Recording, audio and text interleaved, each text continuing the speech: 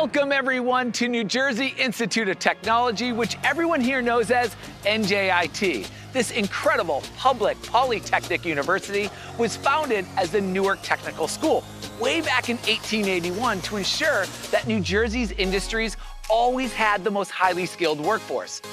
As one of only 35 polytechnic universities in the country, NJIT has been delivering and expanding on that mission ever since. And that's backed up with NJIT being ranked #1 in the nation for student upward economic mobility. That is amazing. I'm your host, Alex Boylan, and over the next half hour, we're gonna travel through this thriving urban campus, meeting real students attending NJIT right now.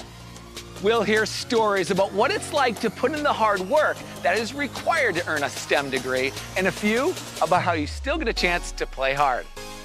The drive that these NJIT Highlanders possess is inspiring, so let me hear a roll tech. Welcome to NJIT. This is the College Tour.